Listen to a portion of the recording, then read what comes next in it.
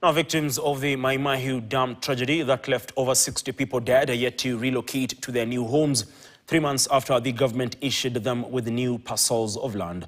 Now, lack of funds have been blamed for the impasse that has left the families living in areas after flash floods swept through on the 29th of April 2024, leaving behind a trail of deaths and destruction. Now, this came as the Kikuyu Council of Elders Kiama faction called on the government to fast-track full resettlement of all victims.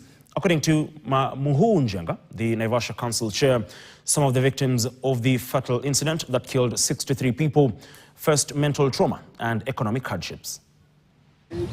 Bilili ambalo tungekuwa nalo sasa, tunajua ya kwamba hawa watu hata kama ni waathiriwa, pengine ingekuwa ngumu sana, kwa maana hawangeweza kurudishwa pahali ambapo mtu alikuwa kabla ya janga hili halijatokea. Ile mahali ambayo mtu alipoteza ni ngumu sana serikali kuweza kurudisha mtu mpaka mwanzo, lakini pahali ambao wamewashikilia, pahali ambapo wamefika, ningeliomba tu kama wanaweza kupata ufadhili zaidi kwa serikali. Tukiongozwa na president wetu, tunaomba wale waliathiriwa na hili janga waweze kufadhiliwa, kwa sababu wako na shida na wengi wao wako na shida hata ya psychology.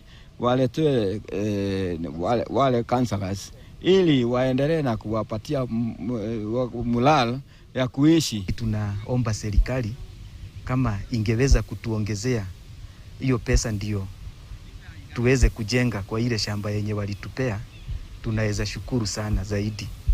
Na pia wanaweza fanya full resettlement juu walitupatia shamba lakini hawakutujengea.